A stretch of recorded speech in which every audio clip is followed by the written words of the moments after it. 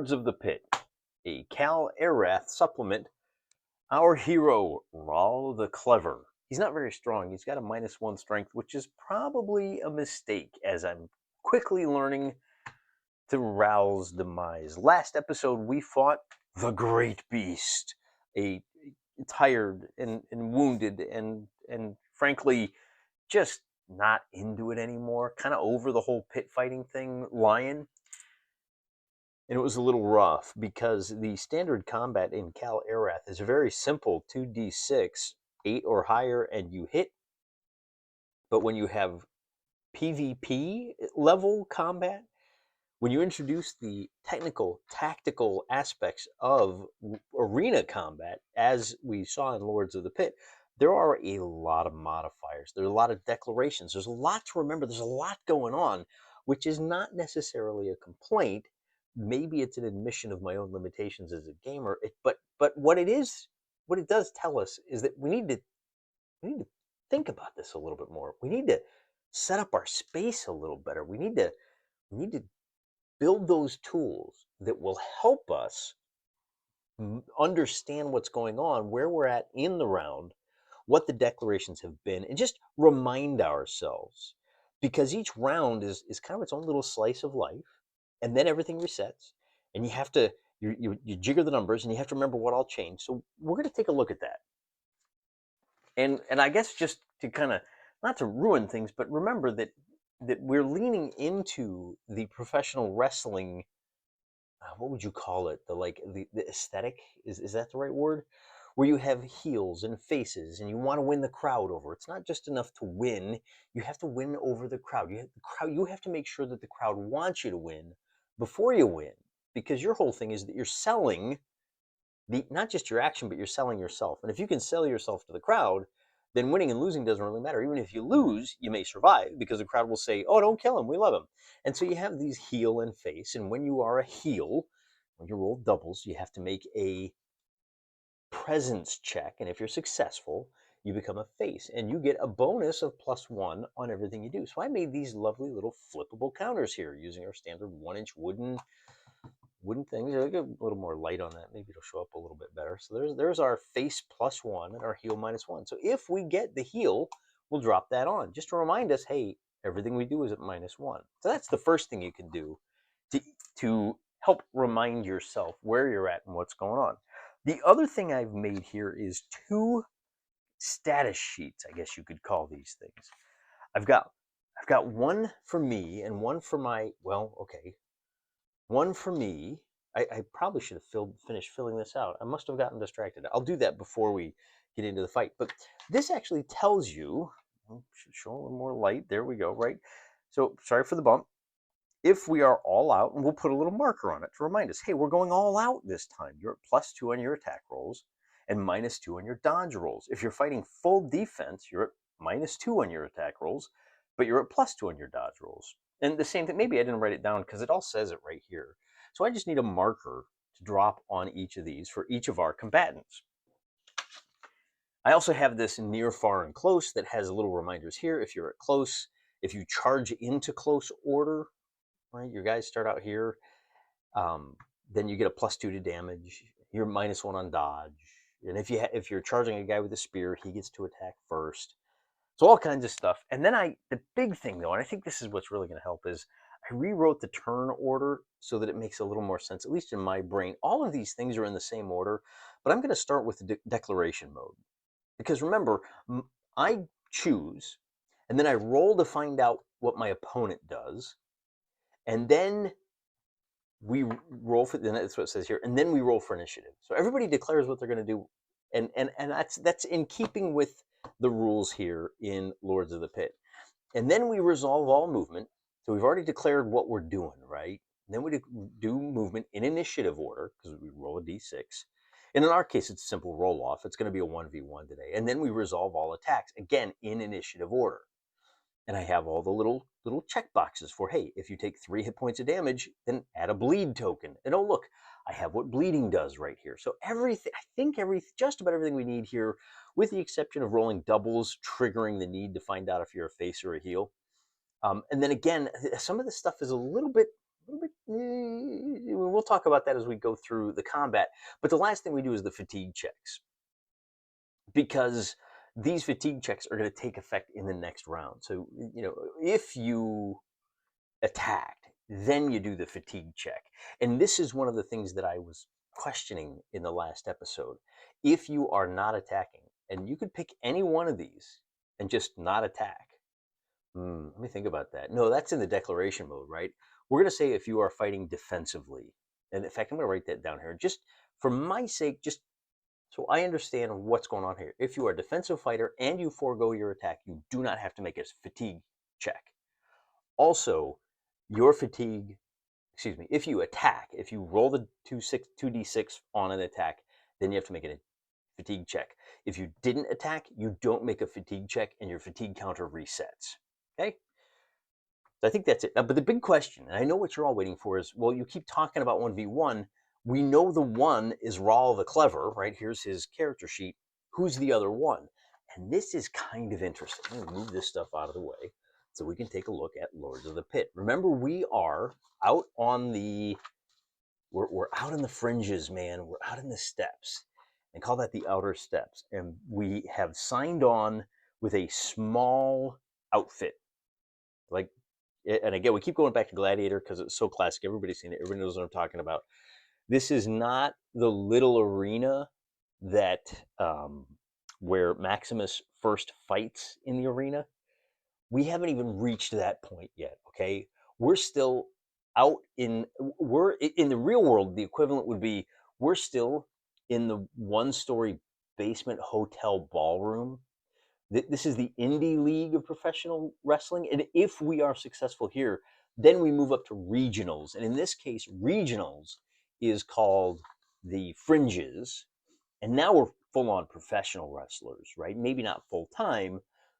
And I've used baseball before where this is single A, triple A, and then you go to the arena, which is Major League Baseball. That's where you finally hit the big time with big rewards. When you're on the outer steps, what you do is now we've proven ourselves to Kal-Arath the Strong. He's the guy running the pit. It's not even a pit, it's a depression, okay? Now what we're going to do is we're going to roll 2d6. And that's going to determine which of these stat lines is the guy that we're going to fight.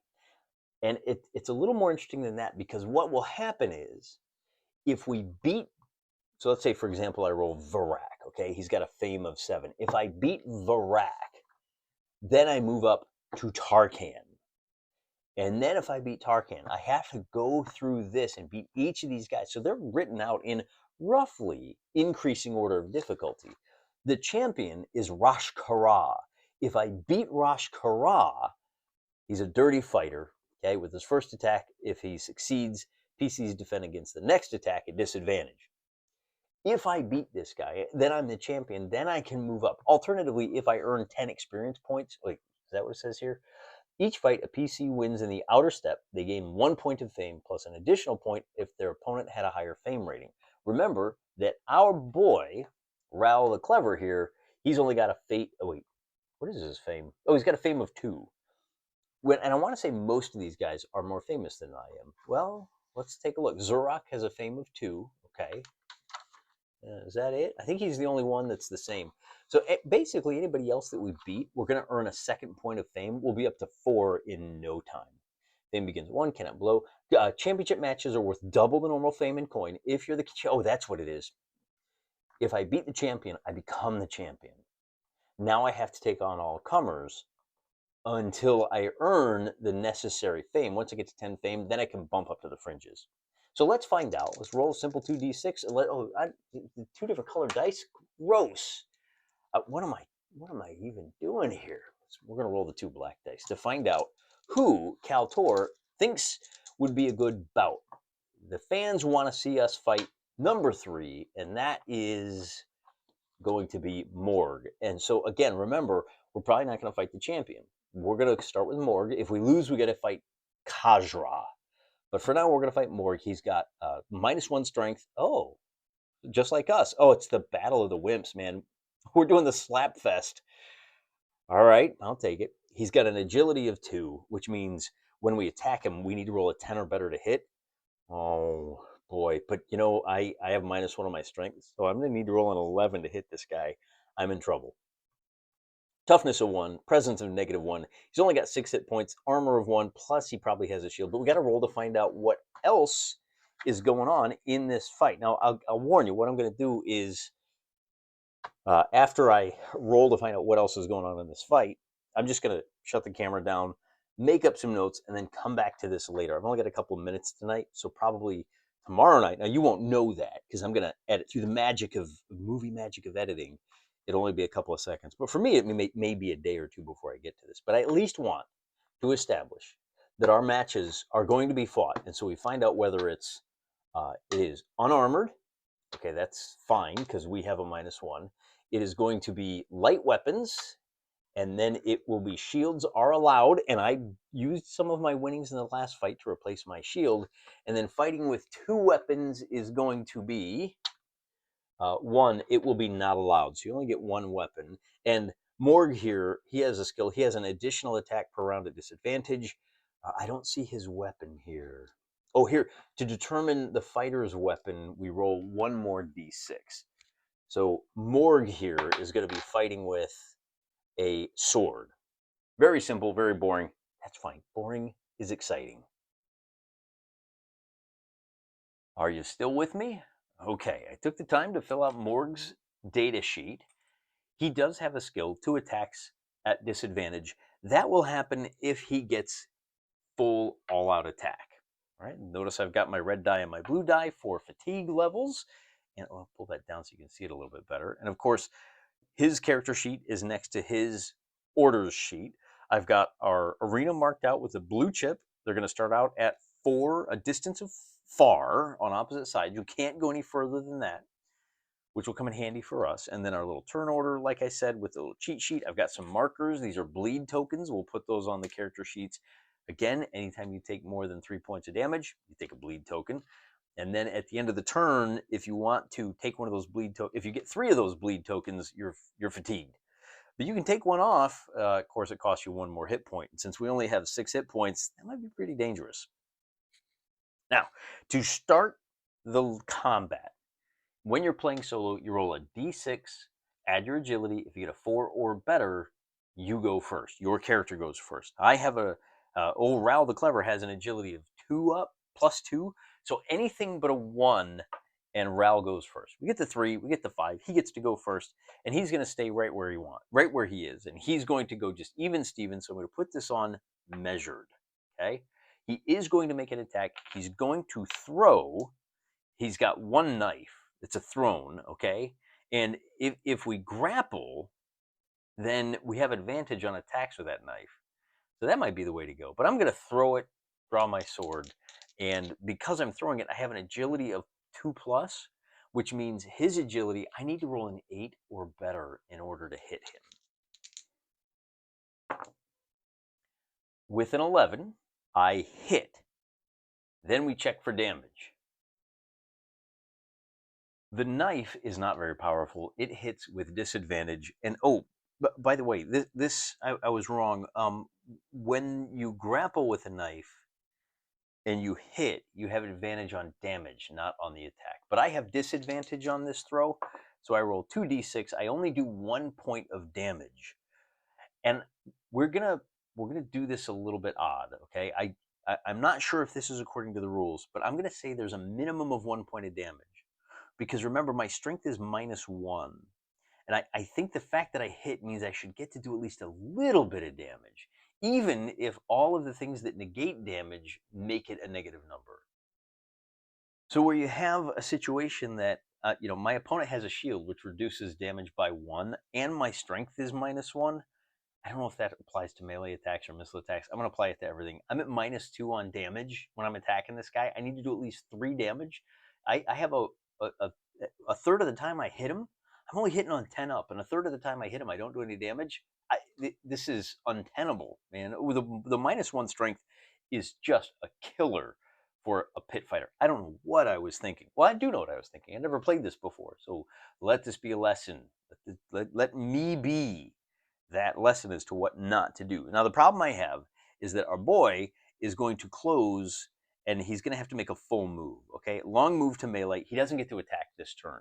Okay, but then we're done and we move on to the next turn. And I'm going to check to see who gets the first attack on the next turn by rolling a d6. I get a 4 up. That means I get to attack first. But oh, you know what? Now that I think about it, I have a spear, which means I get a free attack when approached. Oh, so this is on the last turn. I get to roll. Now I'm still fighting neutral. I don't get the plus agility. So I need to roll a 10 to hit this guy. And of course I miss. Not a problem. So now we get to the next turn where I have initiative and I stabby with my spear. I get a 7 and I miss again. And that means he gets to attack me. Now I make an agility check. And because his strength is -1, this really is a cripple fight. I have to roll a 7 or better, but my agility is 2. I successfully dodge on a 5 or better. With a 6, I'm good. We move on to the next round. Oh, except you know what I didn't do? I get initiative on that. I attacked on the first turn, so I make a toughness check with a +5. Okay, so this is the first turn fatigue. I get a 4, +5 is a 9, that's a success. So on the first turn, I'm fine. Then on the second turn, I attack with my spear and I missed, so now I make that check with a +4. I get an 8, +4 is 12. I'm fine, not fatigued, but this does go down to 3. Okay, on this next turn where I still have initiative. But he attacked me one time, so he makes a check with +6, and he gets a 13, so of course he's fine. But on the turn that after he approached me, so I'm in trouble now, right? And the other thing is, oh, you know what I forgot? On that first turn, I didn't check for his declaration. So let's do that now here on this turn.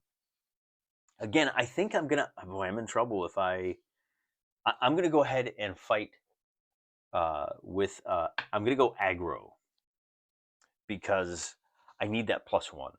So I'm at -1 on my dodge, +1 on my attack. And he is going to have to roll to see what he's doing, and that means finding that rule in the book. We roll, because he's not fatigued, we roll a d6, and we have this little chart here that says he is fighting measured. Okay, great. So then that's most likely. So the fact that I fought measured in the first round, I'm not too stressed about that. So I'm measured, and he's measured. And we just need to get that those steps down, and I think this is going to roll along pretty smoothly. It is my attack. I'm going aggro, so I've got +1, which negates my -1, which means all I need to do to hit him, I need to roll a 10 now because he's got the 2 agility. Normally you're successful on an 8. He's dodging me. I need to roll a 10. Whoops. And so I roll a 5, and I missed. And then he attacks me, and I have to dodge. Now, because I'm at -1 on my dodge, I'm only successful at dodging on a 6, which I got, but I rolled doubles. So that means I have to make a presence check at +2. I get a 10, which is successful, and people love me. Look at that. So I've got the face. I'm at +1 on all of my fight checks. I'm going to roll for initiative. No, I have to check my fatigue. So am I fatigued? With a result of an 11, I'm fine, but I go down to 2. Is he fatigued? With a result of a 4 + 5, he gets a 9. He's successful, but he goes down to 4. I'm going to go ahead, and this might, I'm going to go full defensive on this turn. People love me, but I'm sucking wind. I'm just going to go, I'm not going to attack this time. Let's find out what he does. Remember that lower is more defensive. No, the people aren't going to like this. So he goes full defensive as well. We're going to recover our breath. But he does, does he attack me on defensive? Let's leave it up to the dice. On a 1, 2, or 3, he still attacks me. He does not. So we both kind of catch our breath here. We step back from each other. We're still at close. All right. Oh, he was at, I was at -1. What is this? When you charge, you're at +2 damage. Oh, but he missed me on that. He didn't even make an attack, so it doesn't matter. He probably should have moved to near and then moved to close in the next round. Be that as it may, It's the next round, and the people are getting a little chippy. They're like, "Hey, what are you guys doing? Yeah, we came here to see a fight, not to watch you guys sit around. This isn't a tennis match after all." Let's just cut to the chase, shall we? What you're going to see here in just a moment is a sped up version of the pit fight. This is embarrassing.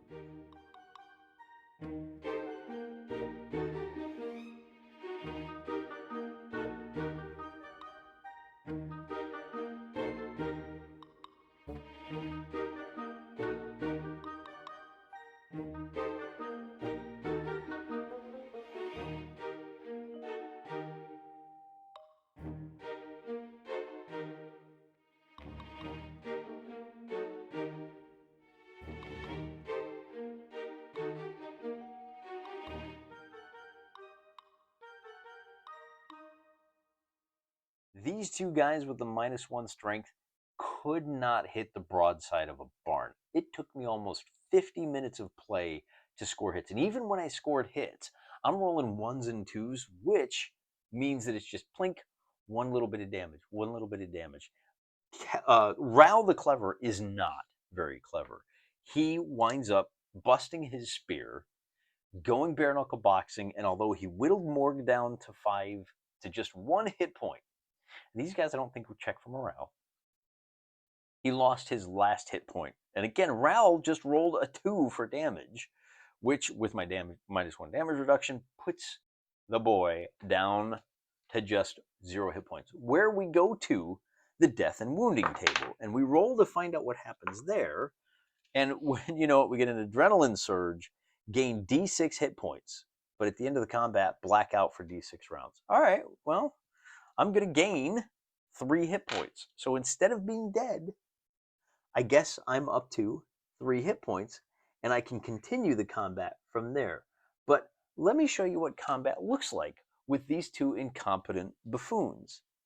And I, it, I don't know what to tell you, man. I rolled cautious like 8 times in a row. Morg, the Untamed, is in a defensive crouch the entire time. But be that as it may, I do have to check for my fatigue. I'm fine. At the end of this turn, he's going to roll a 10 and he's going to be fine. It puts him down to 5. Now, the fatigue mechanic did come into play a little bit, but because this is an AI, he's not really taking advantage. I'm going all out every time. I need to knock this down to an 8 or better to hit. Well, with my face, it's a 7 or better to hit. If he crouches in a defensive stance, I'm right back up to needing 10s to hit, and it's just not happening. And even when it does, I have to roll. We battered both of our shields now. So the abilities are wearing out, but it's just the repetitive nature of this is just killing me. And it all comes down to the fact that we've got the strength -1 and the strength -1 impacting the damage rolls. It's just brutal. So just to show you one more turn of combat at least, this is he's gonna fight measured. Okay, good. So that's one less modifier I got to worry about. You may hear the frustration in my voice. Does my boy attack first? I rolled a 2, so he does, because he just needs a 4. By the way, bleeding tokens don't do any good until you have at least 10 hit points. Because you only get a bleeding token if you take 3 hit points of damage. I've only got 6. I'm never going to get to the 3 bleeding tokens to where it becomes a factor. At least not with these first level characters.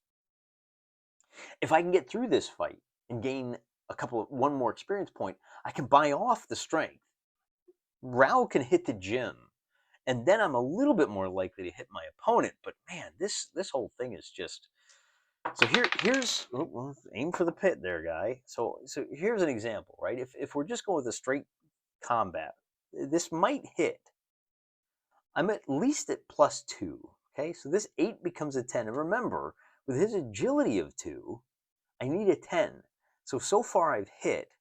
I do have a -1, but because I'm the face, I have +1, so I do hit him, and I do. Finally, I do 4 point. Oh, actually, no, I don't, because remember I told you my spear broke, so I'm doing damage at disadvantage. I have to take the worst. I do 2 -1, but maybe I do +1. But either way, finally, Morg takes a shot on the chin. He's at -1 on his attacks, so again, but he's now down to just 0 hit points. So he rolls on the death and wounding table, and with a result of a 7, he is unconscious for 2d6 rounds. All right, so I knocked him out. Even if he has a helmet, he's stunned for 1 round. I finally, after an hour of play, was able to get these two gimps to finally like backhand each other. I mean, this is just, and again, there's nothing wrong with the game itself. If you have normal fighters with normal abilities, it's probably not going to take a full hour. I could be wrong. Tell me down in the comments section. But I hope you guys appreciate that I at least filmed it all. And while you don't hear all the commentary, it's probably all really fast. It looks like this. But the point is, if you're playing this with regular players, just be aware of the things that are going to be really hard to overcome. This is a game with a lot of modifiers, and if you're working against them all to the point that you need to roll 11 or better to hit, then just plan on being here for a while, because it's going to take you, well, the way my dice are going, it's going to take me an hour to hit that 11. And it gets even worse, because if you have to roll a 3 to get through, I mean, imagine if we had armor here, right?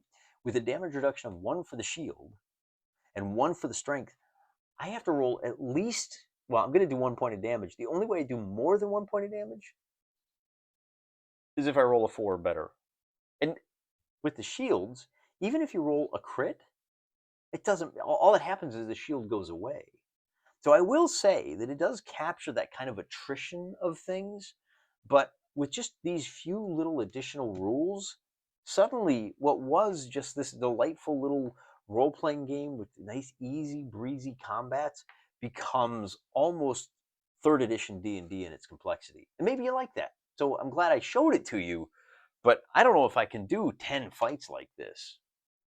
Well, I can't do any fights like that tonight, because as I said, I'm a little frustrated, but we'll take a look in the next episode at what happens when you beat a fighter with more fame than you. Spoiler alert, your fame goes up to 4.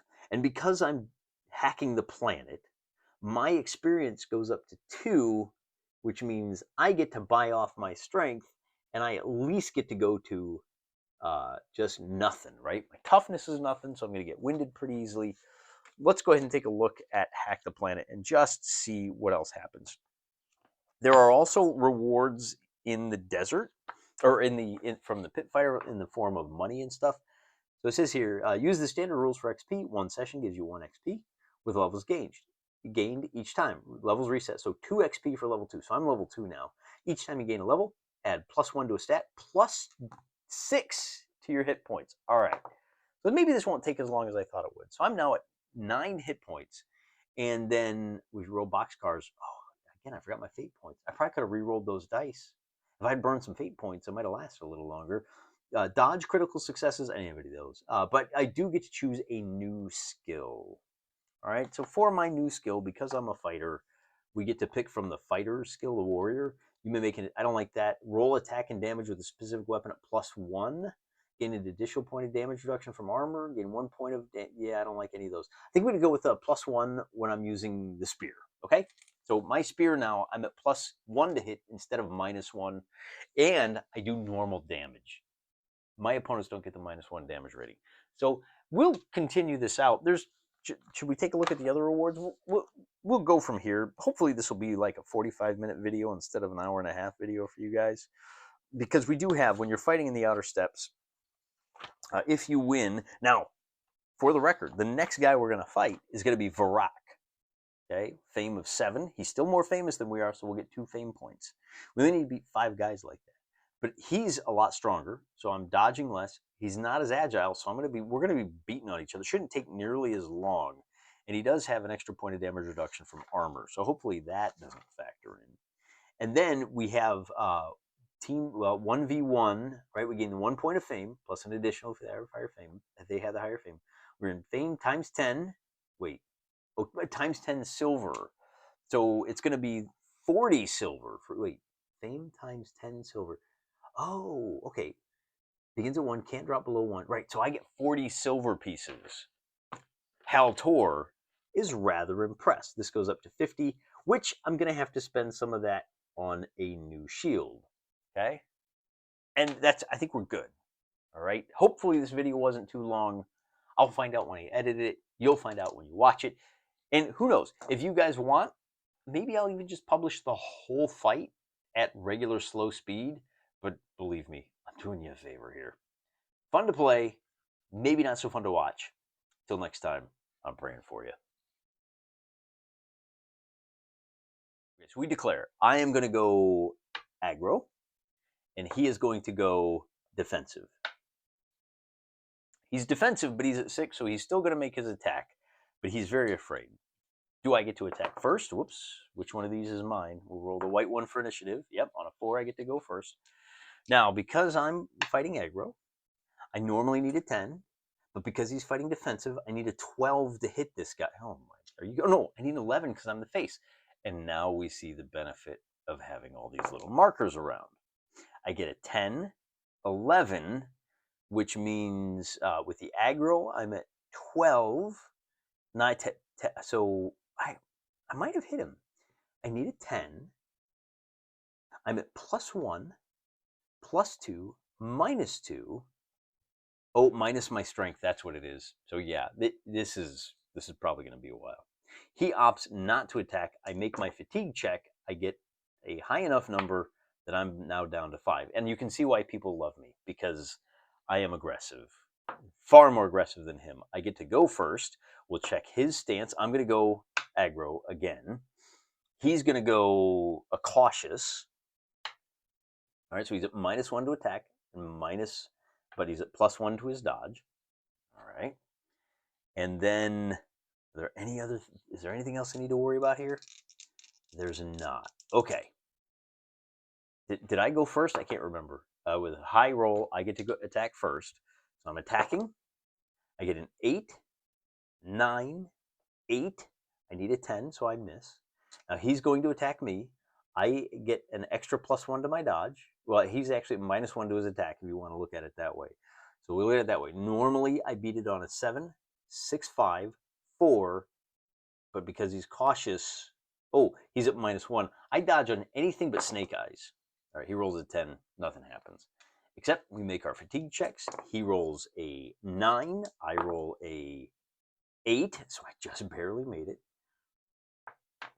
If I only had 4 fatigue, I'd be in trouble. He goes down to 5, and we move on to the next round. I'm going to stick with aggro. I'm going after him. He's going to go with 1 full defensive. Okay. I think the crowd's probably going to, he's probably going to lose points with the crowd here. There's not a whole lot's happening. But, be that as it may, who attacks first? Now, he attacks first this time. And he does pretty good there, but he's at -2 on his attack. What does he need to hit me? Actually, he attacks. This is my dodge roll. I am wildly successful. I completely dodge because I got a 12, 13, 14. Yeah, I'm good. Now I attack. I get a 9, 10, 9. He's at +2 on his dodge. 8, 7. I completely miss. I needed 10 and I missed. All right, I roll for, now he attacked, so he gets a +5 to this roll. He's okay. I'm at 4. I get a +5 to the roll. I'm okay, so nobody's fatigued, but I do drop down to 3, and he drops down to 4, and we move on. What's his stance? I'm going aggro. He's going standard. Full measured. Finally. You know what? Maybe he's cleverer than I thought. Maybe the Untamed is playing a long game here. Maybe he's trying to wear me out. Well, it's probably going to work. Do I attack first? Yes, I do. I need a 10, 11, 10, 9. 9 or higher to hit. I roll a 6, but I got doubles, so I have to make a presence check. I get a 13. I'm still the face. I'm doing okay. What is his presence? -1? Since, well, I guess I'll roll, if I roll doubles on a dodge check like I did, so I successfully dodged, now he has to make a presence check to see if the crowd likes him. And because he failed, he becomes the heel. He has -1 on all of his die rolls. So I dodge. We have to make our fatigue checks. I roll for mine. I get a 6, 7, 8, 9. This drops to 2. He makes a check. He gets an 8, 12. This goes to 3. And then we declare I'm staying at aggro. He is going to fight full defensive. Again, some guys just don't learn. Do I attack first? I do. I'll roll the dice, and with a 6 I miss. Now I dodge, and with an 8 I'm going to be successful. Well, let me think about this. Yeah, because he's at -2 on his attack, so we'll make our fatigue checks. This is a straight toughness check. I get a 5, 6. Wait, I get a 5, 6, 7. I am now fatigued, and I probably should have a marker for that. He makes his check, and he is fine with a score of 14. So because I'm fatigued now, I am going to face some additional penalties until I go full defensive, which is what I'm going to do now. So I put a little yellow marker under the die to show that I'm winded. I have an additional -1, and this goes down by 2 for every failed check. Moving on to the next round of the combat, we have to do our declarations. I'm not attacking this round. I need to get rid of the winded. He is going to fight normally. Maybe now he's going to get, maybe now, this might work out okay for us. I'm at -1 on the initiative check, and wouldn't you know it, he gets to go first. I'm not worried about that. I'm going to try to dodge with a result of a 5, 4, because of this, back up to 5, 6, 7. I have failed to dodge. Wait, no, 7, 8, 9. I am successful. Actually, I only need a 7. But I rolled a 5. Let's see. Let's do it the other way. I need a 7. I need a 8, 7, 6, 5. I rolled a 5. I'm good. I didn't take any damage. That means I'm no longer fatigued. He might be. He makes his toughness check, and with a result of doubles, he he loses his heal status. I forgot the -1 for him being a heal. But because he rolled his... Oh, I'm sorry. No, he does not. He is still the heal, and I'll tell you why. Because his presence is -1. With the heal, he's -2. So this 9 becomes a 7, and you need an 8 to lose the heal status. All right. Good deal. Good deal. This goes down to 2. And I'm sorry, this is running really long because, like I said, we're just not good. But I think it's going to end pretty quick. If we can score a hit one way or the other, I think the whoever scores the first hit is probably going to like all out win this thing. Although, because I'm at +1, I think this applies to damage too. So it negates that, and my spear does a d6 damage. If I can roll a 3, or if you roll a 5, man. Anyway, long story short, if ifs and nuts were wishes and buts, if ifs and buts were wishes and nuts, every day would be a day in the arena. It's time to find out. Well, I'm going to go all out this first turn. I need the +2. -2 to dodge. He is going to go cautious, because of course he is. And then we check for initiative. I actually don't think there's any way I can lose initiative because I'm guaranteed to roll a 4. My agility is +2. I'm at +1. But for the sake of reality, a 1 is always a failure. If I roll a 1, he gets to attack first. Although his attack isn't going to do a whole lot. And I get to go first. So let's just roll the dice. Remember, my target number is a 10. I rolled a 7, 8, 9, 10, 9. Love a duck. Man, this is going to take forever. Now I have to roll for the dodge. Remember, I need to roll a 7, 8. Wait, 7, 6, 5, 4. And then it goes back up to a 6, but I was successful. So that turn ends, and I check for my fatigue. I'm good. Check for his fatigue. He rolls a 9. He's good. He goes down to 1. And then I go down to 5. And I declare I'm going all out again because I need that +2. He is going to go all out as well. Interesting choice. Do I attack first? As a matter of fact, I do. I like that. All right. So I need to roll a 10.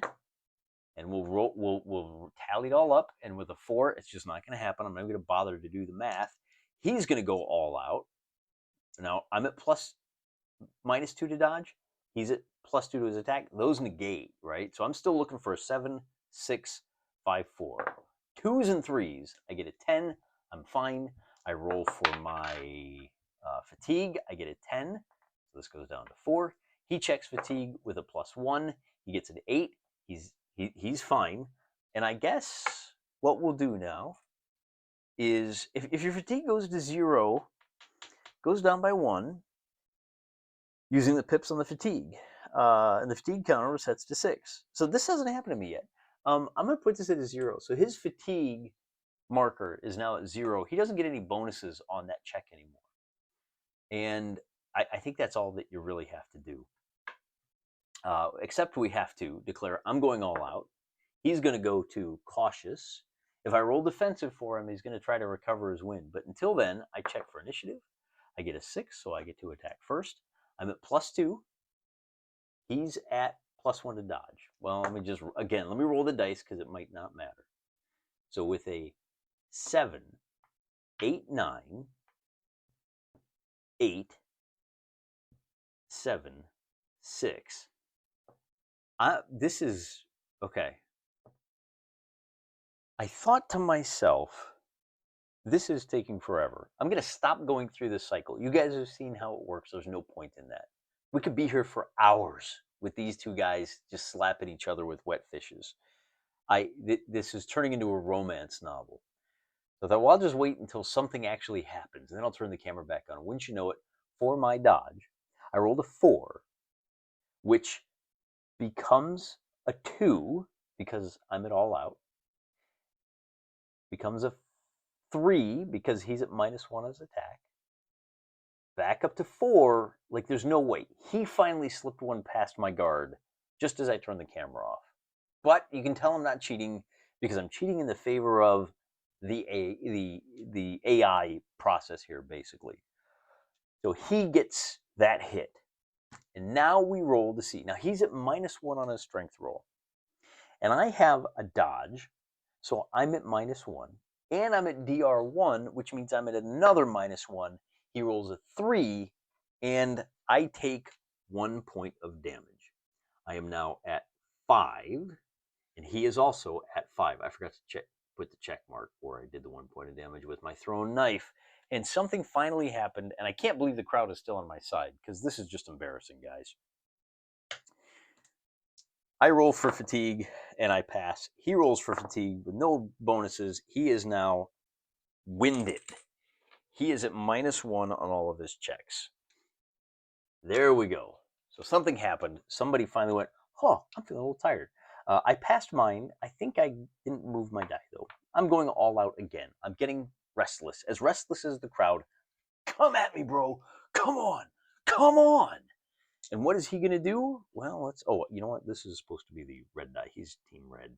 And what is he going to do? He's going to go just normal, just measured. But he's not going to take a break. And, maybe that's what's going to break things in our direction here. So I roll this. I get a 5, so I get to attack first. I'm at +2, +3. I'm actually at a total of +2. So I just need an 8. And of course I get a 6 and miss. And then he attacks, or I dodge his attack, and I fail to dodge pretty miserably. Now that is rolling. You know what? I think I double checked, and it's only when you roll boxcars. Well, this hurries the game up a little bit. All right, so I stumble, and with the boxcars, but I'm a face. I don't know. He's absolutely going to tag me again. So I can't get my shield up in time. So here's what we'll do. For the fumble, he really gets one past me, and I get no defenses whatsoever. He's going to do 4 points of damage to me. 1, 2, 3, 4. I'm down to my last hit point. Things finally got interesting. Wouldn't you know it? We both have to check our fatigue levels. I am going to be just fine, except that my fatigue goes down to 2. And I'm going all out again. And he is going to have to make a check. And he's fine, but his fatigue goes down to 4. So he is still at -1 because he's got the fatigue check. I'm going to go all out. He is going to go cautious. Of course he is. He does a lot of that. And then we roll to see who goes first. I get a 2. 3, 4, 5. I get to go first. We'll make my attack roll. All right, now this might do it, okay? Because I got an 8. Oh, yeah, for hitting him. I get a 10, 11, 9, 10. I actually hit this son of a gun. Wouldn't you know it? With my spear. And now he is at a total of, he's got his shield. So he is at -1. So I've got to subtract 2 from this die roll. 6. Now that is a beautiful thing because I get to roll another d6 and add. Remember, damage explodes. So I do a total of 9 points of damage. Reduce it by my strength and by his shield. And he says, smash, my shield is gone. Oh, man. All right. So shield no more, and we'll just have to remember that. If I hit him like that again, because remember, your shield, you can just say it shatters, and then it negates all the damage, and of course he's going to do that, okay? You know, he fought all out, and I forgot to give him the 2 attacks at disadvantage. Oh, well. Be that as it may, he gets to attack me. I roll a 3 for my dodge, and I think that's going to be the end of the fight. Because even with my +3, I'm at -2. With his -1, that gives me a total of +2. And there you go. So I have been defeated by one of the weakest fighters. Because really, strength is just... All right. Well, am I defeated? Let's find out. Let's go to the tape. Now, in the normal game, you have this like critical roll where, well, first of all, we should find out how much damage he does to me. Any damage he does. So he does the exploding die now.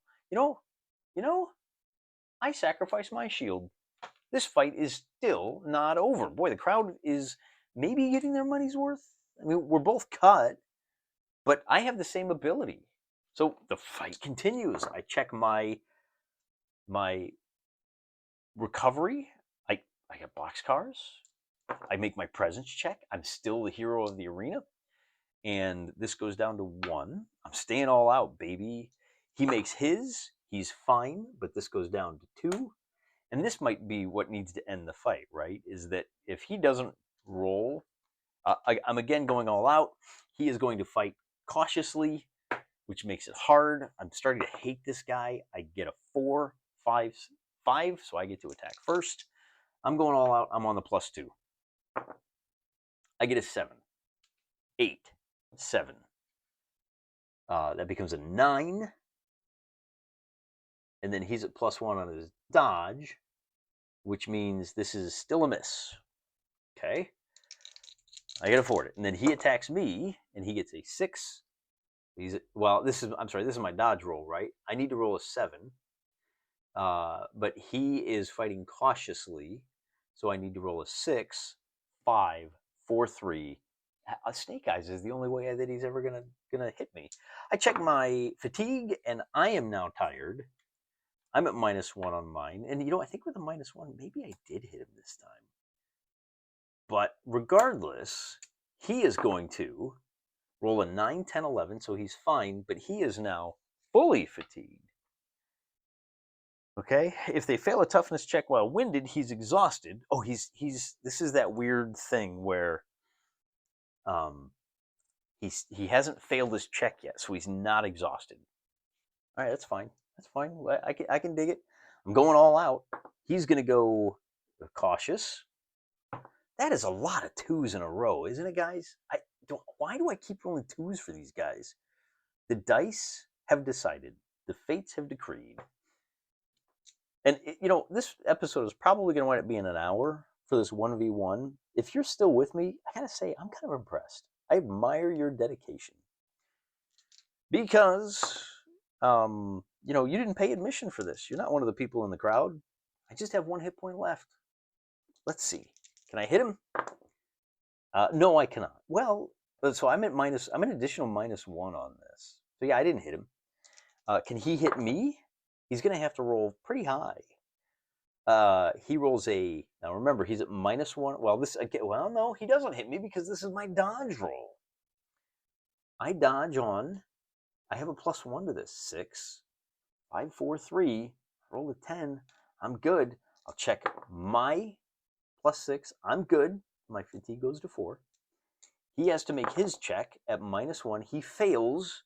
And so now he's exhausted. All of his rolls are at disadvantage. And this may be where the dam finally bursts and I get my revenge. But I was at 6, now I'm at 2, so um, maybe I should just not attack this turn. I'm going all out. Forget it, man. He's going defensive, so he's not attacking, which means well, I don't need to roll for initiative, but he's at disadvantage on this, which means I'm at advantage on my attack, which means I roll 3 dice and I pick the highest 2.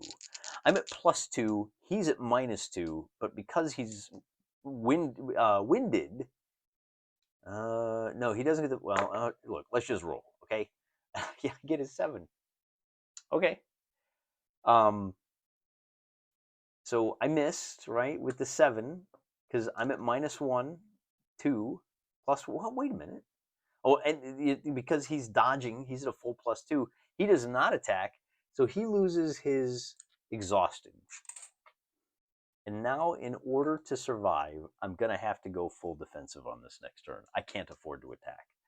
On this turn, he's not going to attack either, and the crowd really is getting upset with us. Neither of us attack, which means he loses. Let's see, since we're both fighting defensive, he loses his. But I wasn't exhausted. I was just winded. So I think this is where I'm at on this. I am now fresh, and he goes from exhausted to winded. Is that right? If they fail a toughness, regaining fatigue. Any round you take no attack action, you may remove 1 level of fatigue and reset the fatigue counter to its maximum, which means he still is at -1 on all of his die rolls. Okay. Now I can go back to all out because I'm fresh as a daisy. He's going to go cautious because, of course, he is. I'm going to get the initiative, and I'm going to roll. I'm going to get a 7, which we already know misses. I'm going to dodge with a 7, which we already know hits. So my fatigue stays. His fatigue goes to 5. He's still at -1 to all of his checks. And then I stay at all out on this next turn. He goes full defensive, so he wants to be fresh. Okay, I understand that, man. The -1 can be a killer, but I at least get to go all out. And of course, these two, attack and dodge, negate. So I'm really hoping for a high roll here. The 9 might actually work because the 9 becomes a 10 because he's tired. He's at -1. Then I get an 11 because of this, which falls back down to a 10, and that's my target number. So I slipped 1 past him. He does not get any damage control here. So I get to roll this. I roll a 2, which puts him at 3 hit points. And oh, by the way, because he hit me once and did 5 points of damage, I do get a bleeding counter, which doesn't do anything yet. It says when a bleeding is removed from a combat, you take 1 hit point. If this causes them to, if I remove this and I fall to 0 hit points, don't roll on the death or wounding. I've passed out from exhaustion or blood loss. Oh, that's what happens there. So if I take that off, then I fight in the arena, but I lost, and people aren't going to like that. I think you have to win in the arena. So it's going to sit there. Bleeding doesn't do me any good at this point because I just don't have enough hit points for it to matter. You have to take 3 hit point damage. You need at least 9 hit points before bleeding makes any difference. We're a long ways away from that. But we're close to our fatigue checks. Wait, no, I have to dodge. And I roll a 6, and that should be good enough because I get a +1, +2, +3, 4. Yeah, I'm good. I'm good. Then we make my fatigue check. I'm good. We make his fatigue check. And we don't have to because he's now fresh. And I'm back to needing an 11 or 12. Okay. Well, I'm going all out. It's all I can do. And he's finally going to get aggressive. Apparently, he wants to end this too. Who goes first? I go first. Because he's aggressive, he's not dodging at all. And this may be another hit for me. Because He's at -1 on his dodge, which means my target is a 9. I'm at a 10, 11, 12, 11. I hit him again. He doesn't have any damage reduction. If I can roll, like, all I needed was a 4. I had a 50-50 chance, but I still do 1. Okay, so he's only got 2 left. If I can hit him 2 more times. But he will attack me. And I will dodge with a 6. Let's see, this is going to be close. 6, 7, 8, 9. Yeah, I'm good. I'm good. Am I tired? No. Is he tired? No. So we're going to go to 5s. I'm going all out. I'm doing everything I can here for you guys. The dice just are not cooperating. He gets to attack. No, I'm sorry. He's fighting defensively. All right. Well, okay. And he gets to attack first, but he's not attacking. This is going to reset. So I just make an attack roll. And with Snake Eyes, my spear breaks, and I don't know what to tell you guys. So now I'm going to be on disadvantage for all of my I have to on all of my wound checks for the rest of this battle. I check my fatigue. I check his fatigue. Of course, he doesn't have any, and then we move on. I'm going all out. He is going to be going aggro.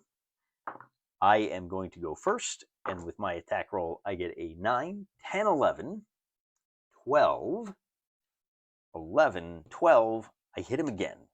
But because I'm now bare knuckle boxing, which the people love, by the way, I am going to have disadvantage on this. I have to roll 2d6.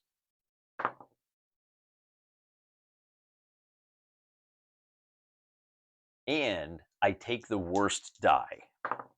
But whatever happens, I get that 5th hit point. Bang. I just need to hit him 1 more time. Now, this does 1 hit point of damage because my strength is -1. So I'm battered. I'm bruised. I'm bleeding. He attacks me. I dodge. And my dodge is at a -1 because he's going all out. Oh, actually, I'm at -3 on this. So factoring these in, it's going to be a straight check. I need to roll a 7. He hits me, and that's it. I'm dead. Well, we need to find out how much damage he does, actually.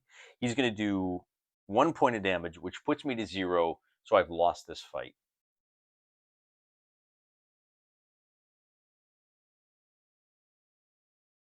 There is no way I am going to publish a video that shows all of the lengthy misses that our combatants fought.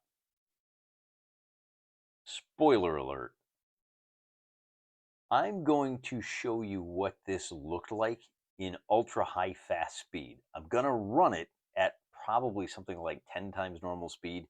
This was a mistake. It took me almost an hour of play to get these 2 pathetic excuses of a pit fighters. I guess these 2 guys with the -1 strength could not hit the broadside of a barn. It took